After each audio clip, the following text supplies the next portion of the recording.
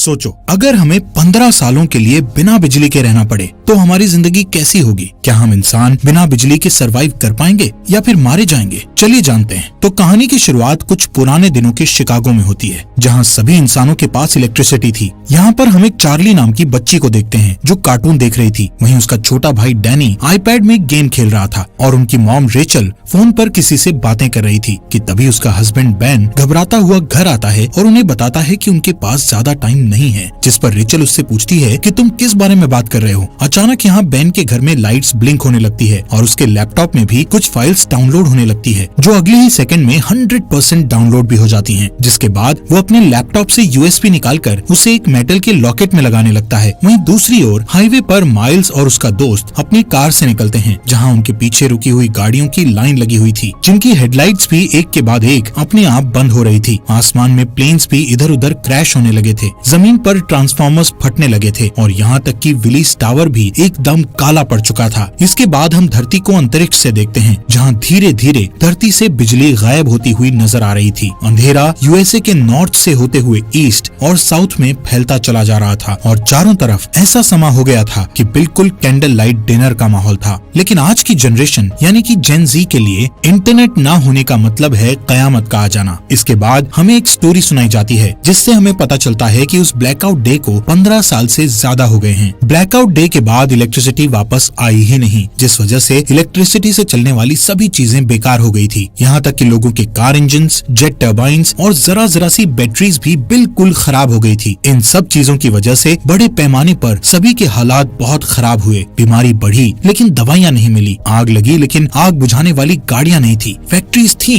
लेकिन वहाँ खाने के लिए कुछ नहीं था और सभी लोग हाथ से काम कर रहे थे। जिसके बाद जल्द ही सरकारें गिरने लगी और मिलिटियास बढ़ने लगी थी। ब्लैकआउट के बाद यूनाइटेड स्टेट्स 6 भागों में बंट चुका था, जो कि the Monroe republic, the Georgia federation, the plains nation, Texas, the California commonwealth और बाकी बंजर जमीन थी। इन सभी शहरों के ऐसे हालात को देखकर ज्यादातर लोग यहाँ से कहीं और शिफ्ट हो चुके थे, जिनमें से एक बेन और उसकी फैमिली भी थी, क्योंकि वो वहाँ के विलेज एरिया में रहने लगे थे, जो कि द मोनरो रिपब्लिक एक पीसफुल कॉलोनी थी, जहाँ कुछ 100 लोग जाकर बस गए थे। यहाँ हमें पता चलता है कि बेन की वाइफ का कुछ साल पहले ही देहांत हो गया था और अब वो एक ब्रिटिश मेडिकल डॉक्टर मैगी को डेट कर रहा था। उसके बच्चे डैनी और चार्ली भी अब बड़े हो चुके हैं, लेकिन डैनी को अकेले रहना ज्यादा पसंद है, क्योंकि वो अस्थमा की बीमारी से गुजर रहा है। ऐसे ही एक दिन चार्ली अपने भाई के साथ जंगल में जाती है, जहाँ उन्हें एक अबेंडन वैन दिखती है। चार्ली उसके अंदर जाती है और वहाँ उसे एक मिनी फ्रिज मिलता है, जिसे देखकर उसे अपने बचपन की याद आने लगती है, जब ब्लैकआउट डे के बाद उसके मॉम डैड ने उसे वो पिघली हुई आइसक्रीम दी थी, क्योंकि वो उस वक्त की आखिरी आइसक्रीम थी। एक दिन जब चार्ली हर दिन की तरह जंगल में एक चक्कर लगाने जाती है, तब मोनरो मिलिटिया, जो कि मोनरो रिपब्लिक की मिलिट्री फोर्स है, वो कॉलोनी के अंदर आते ही धावा बोल देती है। मिलिटिया की कलाई पर एक टैटू गुदा हुआ था, जो कि मोनरो रिपब्लिक के मेंबर्स का सिंबल था, जिससे उन्हें पहचाना जा सकता था। अब क्योंकि ये मोनरो रिपब्लिक के सेटलमेंट का समय है, इसलिए वहाँ रहने वाले सभी लोगों को टैक्स के रूप में अपनी फसलें देना उनकी जिम्मेदारी है। हालांकि बेन जानता है कि ये टैक्स से कहीं ज्यादा है। बेन को लगता है कि उनके साथ कुछ बुरा होने वाला है, इसलिए वो अपने सबसे अच्छे दोस्त आरोन के पास जाता है और उसे वो लॉकेट दे देता है, जिसमें बेन ने मूवी के शुरू में वो यूएसबी लगाया था। बेन आरोन से कहता है कि चाहे कुछ भी हो जाए, तुम्हें इस लॉकेट को कुछ नहीं होने देना। तभी उस मिलिटिया ग्रुप का कैप्टन मेजर टॉम नेवेल वहाँ आ जाता है और बेन को अपने साथ चलने के लिए कहता है। वो उससे उसके भाई माइल्स के बारे में पूछता है, जिस पर बेन कहता है कि वो माइल्स से पिछले 15 सालों से नहीं मिला है। वहाँ मौजूद सभी लोग डर के मारे देखते हैं कि मिलिटिया ग्रुप अपने कदम वापस लेने लगता है कि अचानक वहाँ डैनी आकर उनकी ओर क्रॉसबो पॉइंट करता हुआ अपने डैड को ना ले जाने की धमकी देता है। बेन उसे शांत करने की कोशिश करता है, लेकिन इससे कोई फायदा नहीं होता और गलती से डैनी उन पर गोली चला देता है, जिससे वहाँ मौजूद एक दुश्मन मारा जाता है।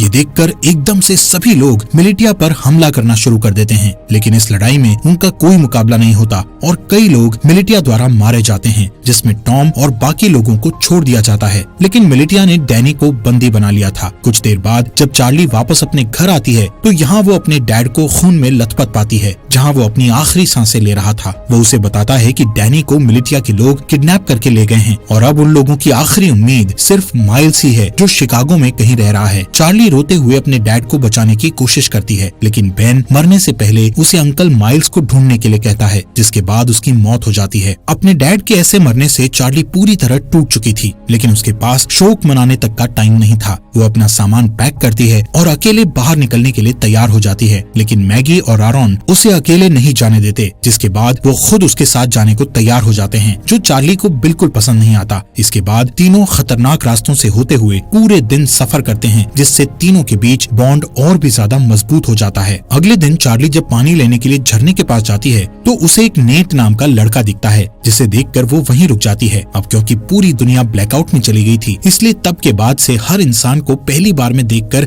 खतरा ही समझा जाने लगा था। यहाँ तक कि चार्ली जैसी लड़की के लिए बहुत सी चीजें दिमाग में होती हैं, लेकिन खुशकिस्मती से नेट सिर्फ उससे उसका नाम पूछता है और उसे जाने देता है। उस रात चार्ली और उसके दोस्तों को एक टूटा फूटा प्लेन मिलता है, जिसमें वो रात गुजारने की सोचते हैं, लेकिन बदकिस्मती से ये स्कैवेंजर्स ग्रुप का ठिकाना था, जहाँ उन लोगों को देखकर कुछ चोर यहाँ आते हैं और चाकू की नोक पर उनमें से एक चार्ली को उनसे दूर ले जाता है। मैगी को यहाँ कुछ खतरा महसूस होता है कि तभी वो अपने तेज दिमाग का इस्तेमाल करके उन चोरों को विस्की पिला देती है, जिसके ठीक बाद वो लोग उल्टी करते हैं और मर जाते हैं। वहीं दूसरी ओर आखिरी चोर चार्ली को मारने की कोशिश करता है कि तभी अचानक वहाँ नेट आ जाता है और उसे बचा लेता है। अगली सुबह नेट उन तीनों के साथ जाता है, क्योंकि यहाँ पता चलता है कि वो भी उनके साथ शिकागो जा रहा है। मैगी उसे अपनी टीम में देखकर कंफ्यूज हो जाती है, क्योंकि नेट उसके लिए बिल्कुल अनजान था, इसलिए वो चार्ली को वार्निंग देती है कि उसे ऐसे ही किसी पर भरोसा नहीं करना चाहिए। लेकिन कुछ देर बाद उसे याद आता है कि हर कोई बुरा नहीं है, इसलिए अब उसे नेट से कोई परेशानी नहीं थी। अगले सीन में जब मेजर टॉम और उसकी आर्मी आराम कर रही थी तो डैनी इस बात का फायदा उठाकर वहाँ से भागने की कोशिश करता है और हथकड़ियों का ताला खोलकर भाग जाता है। लेकिन कुछ दूर और भागने के बाद उसे अस्थमा का दौरा पड़ता है और वो वहीं एक घर के पास गिरकर बेहोश हो जाता है। कुछ घंटों बाद जब उसकी आंख खुलती है तो वो अपने सामने एक लड़की को उस पर बंदूक ताने देखता है। वो लड़की अपना नाम ग्रेस बताते हुए उससे पूछती है कि वो कहाँ से आया है, जिस पर डैनी बताता है कि कुछ लोगों ने उसे किडनैप कर लिया था, जिनसे बचता हुआ वो यहाँ आया है। ये सुनकर वो लड़की बंदूक नीचे करती है, जिसके बाद वो उसे अस्थमा पंप देती है और बताती है कि ये उसके मरे हुए बेटे का है। इसके बाद हम उन चारों के ग्रुप को देखते हैं जो फाइनली शिकागो पहुंचते हैं, जो कि मोनरो रिपब्लिक में ही है। यहाँ देखने लायक बात है कि रिगली फील्ड पूरी तरह से आईवी प्लांट से कवर्ड है, सड़कें मछुआरों से भरी हुई है और फोक्सवैगन बीटल जैसी गाड़ियों को घोड़े की बग्गी में बदल दिया गया है। बेन की बताई जानकारी के बाद वो सभी एक होटल में पहुँचते हैं। बारटेंडर से माइल्स के बारे में पूछते हैं। पहले तो वो बारटेंडर माइल्स नाम के किसी इंसान को जानने से मना कर देता है, लेकिन जब चार्ली उसे अपने डैड बेन के बारे में बताती है कि हाल ही में उनकी डेथ हुई है, तो वो बताता है कि वो खुद ही माइल्स है, लेकिन वो उन सभी से अपनी पहचान को छुपाए रखने के लिए बोलता है। कुछ देर बाद माइल्स अपनी भतीजी को अंदर ले जाता है और उससे प्राइवेटली बात करता है, जहाँ चार्ली बताती है कि कैसे मिलिटिया ने उसके डैड को बेरहमी से मार डाला और डैनी को किडनैप करके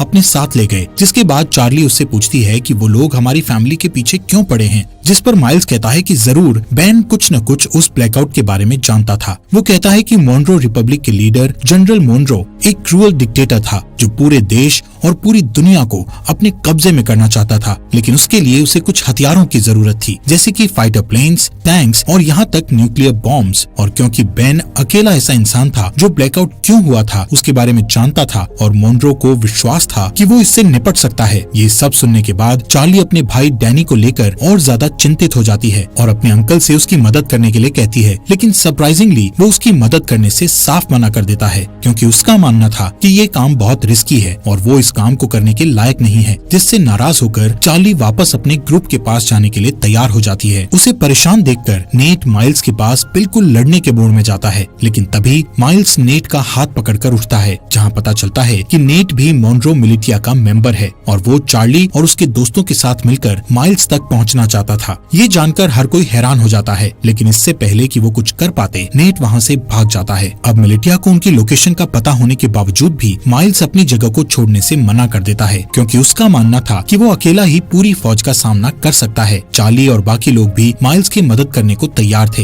लेकिन माइल्स गुस्से में उन पर चिल्लाते हुए उन्हें यहाँ से दूर जाने के लिए कहता है। कुछ ही देर बाद नेट अपने साथ बहुत सारे आर्मी सेना को लेकर माइल्स से लड़ने आता है, लेकिन इतने सैनिक होने के बावजूद भी माइल्स सभी से बड़ी सफाई से तलवारों का इस्तेमाल करके लड़ता है और एक एक करके सबको मार देता है। जिसके बाद वहाँ चार्ली और उसके दोस्त वापस आ जाते हैं हैं और माइल्स के साथ लड़ाई में शामिल हो जाते हैं। इसी बीच मिलिटिया का एक आदमी चार्ली को जान से मारने की कोशिश करता है, लेकिन अचानक से तभी नेट आकर उस आदमी को मार गिराता है। थोड़ी ही देर बाद माइल्स मिलिटिया के कैप्टन को जान से मारकर लड़ाई खत्म करता है, जिसके बाद वो चार्ली और बाकी लोगों के साथ डैनी को ढूंढने के लिए निकल जाता है, जो सुनकर भी सभी काफी खुश होते हैं। कुछ देर बाद माइल्स को अचानक से उस ब्लैकआउट डे का एक फ्लैशबैक याद आता है और यहाँ से सीन फ्लैशबैक में जाता है, जहाँ सारी दुनिया में अचानक अंधेरा छा जाने के बाद वो अपने दोस्त के साथ कार से बाहर निकलता है और अपने दोस्त के साथ मरीन कॉर्प्स बेस में जाता है, जहाँ हमें पता चलता है कि ये दोनों मरीन पुलिस हैं। यहाँ अंदर जाने के लिए उन्हें अपने हाथ पर बना वो एम नाम का टैटू दिखता है, जिससे पता चलता है कि माइल्स का दोस्त, जिसका नाम सेबेस्टियन मोन्रो है और वो इस समय मोन्रो रिपब्लिक का लीडर भी है। वहीं दूसरी ओर मेजर टॉम और उसके आदमी डैनी के फुटप्रिंट्स का पीछा करते हुए ग्रेस के घर तक पहुँचते हैं। डरी हुई ग्रेस डैनी को बचाने की कोशिश करती है, लेकिन जैसे ही टॉम उसे जान से मारने की धमकी देता है तभी वो पीछे हटती है और टॉम उसके घर में घुसकर डैनी को पकड़ लेता है।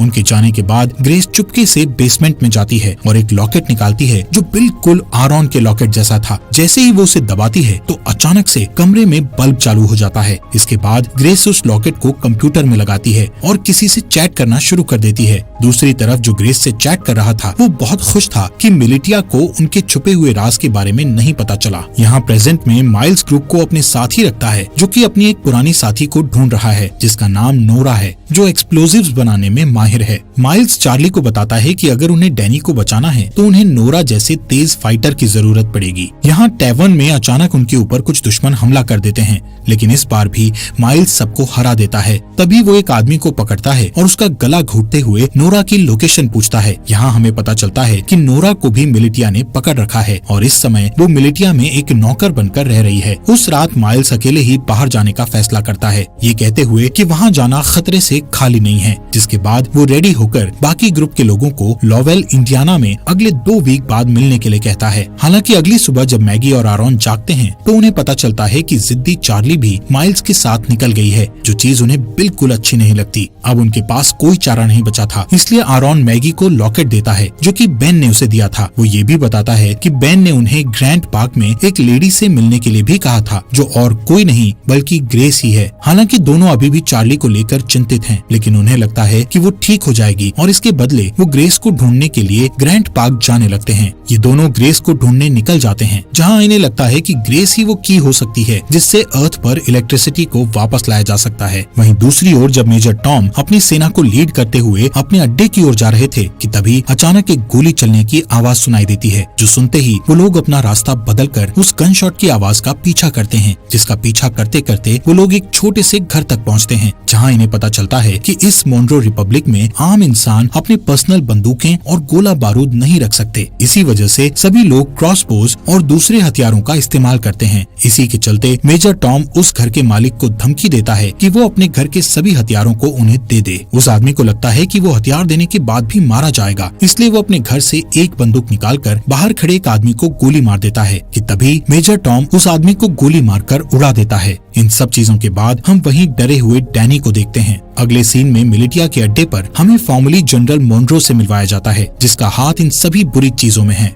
मोन्रो वहाँ मौजूद एक आदमी से अपने हथियारों के बारे में पूछता है, लेकिन जब वो डरा हुआ आदमी उसका कोई जवाब नहीं देता तो वो उसे बेरहमी से जान से मार देता है। जिसके बाद वो दूसरे रूम में अपने एक दूसरे वर्कर के पास जाता है, जहाँ हमें पता चलता है कि ये बेन की वाइफ रेचल है, जिसे हम मरा हुआ मानते हैं। यहाँ मोन्रो रेचल को बताता है कि बेन मर चुका है और ये सुनकर रेचल बहुत परेशान हो जाती है। इस दौरान चार्ली पूरे दिन जंगल में घूमती हुई आखिर में अपने अंकल को ढूंढती है, जहाँ माइल्स उससे गुस्सा था क्योंकि उसने उसकी बात नहीं सुनी थी। लेकिन जब चार्ली बताती है कि उसके भाई को अस्थमा का दौरा पड़ता है तो वो शांत हो जाता है। कुछ देर बाद उन्हें ढेर सारे मजदूर दिखते हैं जो हाथों से हेलीकॉप्टर को खींचकर ले जा रहे थे। यहाँ पता चलता है कि जनरल मोन्रो को विश्वास है कि एक दिन इलेक्ट्रिसिटी जरूर आएगी और उस दिन के लिए वो खुद को तैयार करना अभी से शुरू कर देता है। इन सभी मजदूरों में माइल्स नोरा को भी देखता है और चार्ली से कहता है कि उसे इतने सारे लोगों में से बचाना मुश्किल होगा क्योंकि यहाँ कई सारे गार्ड्स के पास स्नाइपर राइफल भी हैं। लेकिन माइल्स अपने दोस्त को हर हालत में बचाना चाहता है। वो नोरा को बचाने का प्लान बनाते हुए रात होने का इंतजार करता है और जैसे ही रात होती है तो सबसे पहले चार्ली डिस्ट्रैक्शन पैदा करती है और वहाँ मौजूद गार्ड्स को भगा देती है। फिर वो वहाँ गार्ड्स के पीछे छुप जाता है और आखिर में नोरा को बचाकर अपने साथ ले जाता है। लेकिन इस बात से नोरा नाराज हो जाती है क्योंकि वो खुद जानबूझकर कैदी बनी हुई थी, क्योंकि उसे उनकी राइफल चुरानी थी। उन स्नाइपर्स के पास ऐसे हथियार हैं जो आमतौर पर मिलना मुश्किल हैं। कुछ देर बाद माइल्स नोरा से कहता है कि उसे अपनी भतीजी को बचाने के लिए उसकी मदद चाहिए, जिसके लिए वो तुरंत मान जाती है। लेकिन इसके बदले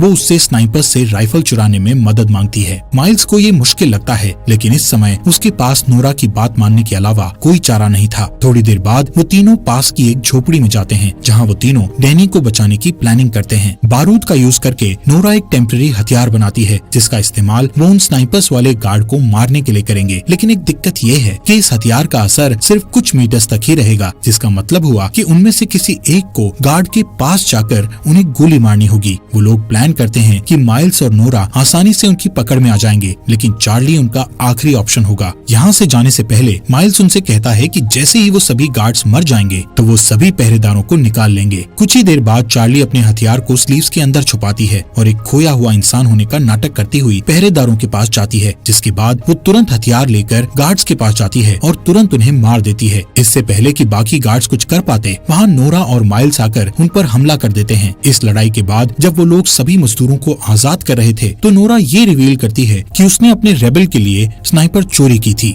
वहाँ ग्रैंड पार्क में जब ग्रेस अपने कंप्यूटर पर टाइप कर रही होती है, तभी कोई आदमी उसके घर में घुसकर उसके सामने आता है। उस आदमी के पास भी सेम वही लॉकेट था जो उसकी टेजर स्टिक एनर्जी छोड़ रहा था। दूसरी ओर माइल्स नोरा को रेबल का साथ छोड़ने के लिए मनाने की पूरी कोशिश करता है, लेकिन वो मना कर देती है। यहाँ हमें पता चलता है कि पहले ये दोनों कपल थे, लेकिन ब्लैकआउट के बाद उन्हें ब्रेकअप करना पड़ा। ऐसे ही कुछ देर बाद वो दोनों रेबल के ठिकाने पर पहुँच जाते हैं, जहाँ उन्हें एक पादरी मिलता है। पादरी खुश था कि नोरा स्नाइपर गन लेकर आई है, लेकिन बुरी खबर ये थी कि उनकी सेना पर अभी भी लगातार हमला किया जा रहा है। जब ग्रुप ठिकाने पर पहुंचता है तो उन्हें अंदर कुछ घायल आदमी बैठे मिलते हैं। पादरी यहाँ ये भी बताता है कि इन सभी आदमियों में से एक आदमी गायब है, जो सुनकर माइल्स तुरंत सभी को ये जगह छोड़ने के लिए कहता है, क्योंकि उसका मानना है कि मिलिटिया उसके आदमियों से पूछताछ कर रही है और इस जगह से भागने का यही सही समय है। नोरा इस बात के लिए मान जाती है, लेकिन उससे 30 मिनट मांगती है, क्योंकि वो घायल आदमियों को ठीक करना चाहती थी। बदकिस्मती से उसका ये डिसीजन गलत साबित होता है, क्योंकि कुछ ही मिनटों के बाद कैप्टन एडम मिलिटिया के साथ दिखाई देता है। उन्हें कुछ देर रोकने के लिए माइल्स अपने बेस्ट शूटर को स्नाइपर के साथ ऊपर भेजता है और उसका ये प्लान काम करता है, क्योंकि ऊपर भेजा गया वो स्नाइपर मिलिटिया के कई लोगों को घायल कर देता है, जिससे उन्हें पीछे हटने पर मजबूर होना पड़ता है। इस लड़ाई के चलते रात हो जाती है। यहाँ बेसमेंट के अंदर माइल्स और बाकी लोग दीवार के सहारे एक सुरंग बनाने की कोशिश करते हैं ताकि एक तरफ से दूसरी तरफ जा सकें, लेकिन उनका ये प्लान पूरी तरह से फेल हो जाता है, क्योंकि दीवार में सुरंग खोदते समय दीवार गिरने लगती है और माइल्स उस गड्ढे में गिर जाता है, जिससे उनकी पूरी मेहनत खराब हो जाती है। ठीक इसके बाद छत पर बैठे स्नाइपर की मौत हो जाती है,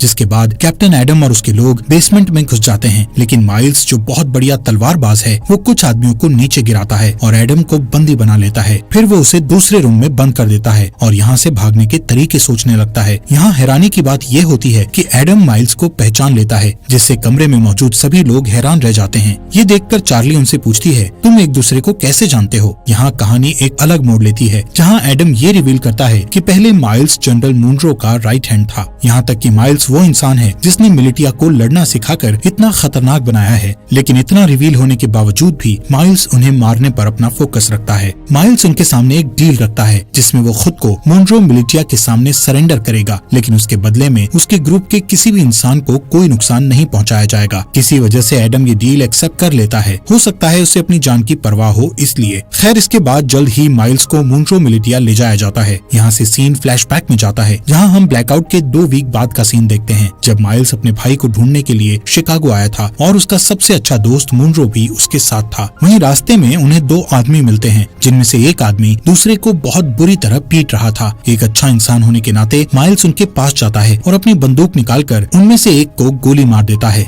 इसके बाद दोनों दोस्त उस बचे हुए चोटिल इंसान की मदद करते हैं, जो और कोई नहीं बल्कि कैप्टन एडम ही था, और इसीलिए वो आज तक माइल्स की इतनी रिस्पेक्ट करता है, क्योंकि उसने उसकी जान बचाई थी। यहाँ से सीन वापस प्रेजेंट में आता है। जैसे ही माइल्स मिलिटिया को अपनी जगह पर ले जा रहा था तो रास्ते में वो एक ब्रिज पार करते हैं, जहाँ अचानक से एक एक्सप्लोजन होता है, जिससे सभी लोग चौंक जाते हैं। और इसी दौरान नोरा और चार्ली माइल्स को उनसे बचा लेते हैं। वहाँ से जाने से पहले वो एक और एक्सप्लोजन करते हैं जिससे वो पकड़े न जाएं। वहीं दूसरी ओर मैगी और आरोन जो ग्रेस को ढूंढने के मिशन पर हैं, आखिरकार वो उसके घर तक पहुँच जाते हैं, लेकिन उस घर में कोई भी नहीं था क्योंकि ग्रेस ने ये घर छोड़ दिया था। यहाँ आरोन जो गूगल का एक पुराना एम्प्लॉय होने का दावा करता है और कहता है कि वो कंप्यूटर के बारे में बहुत कुछ जानता है। इसके बाद वो बेसमेंट में जाता है जहाँ उसे ग्रेस का कंप्यूटर रखा मिलता है, जिसे देखकर पता चलता है कि इसे हाल ही में बनाया गया था, जिससे पता चलता है कि यहाँ इलेक्ट्रिसिटी थी। हालांकि जब वो कई घंटों तक कंप्यूटर की जांच पड़ताल करता है तो उसे वहाँ कोई सुराग नहीं मिलता। आरोन थक जाता है और ऊपर जाकर वो कंप्यूटर मैगी को दिखाता है। तभी उसका लॉकेट चमकने लगता है और पास में रखे हेडफोन में गाना बजना शुरू हो जाता है, जहाँ मैगी के आईफोन में जान सी आ जाती है, जिसकी वजह से वो कई सालों बाद अपने बच्चों को देखती है। दोस्तों, हमारे फॉक्स एक्सप्लेनर हिंदी चैनल को सब्सक्राइब करना मत भूलना। और ये रेवोल्यूशन वेब सीरीज आपको यहाँ तक कैसी लगी, इस सीरीज के नेक्स्ट एपिसोड लाएं या नहीं, कमेंट बॉक्स में हमें जरूर बताएं।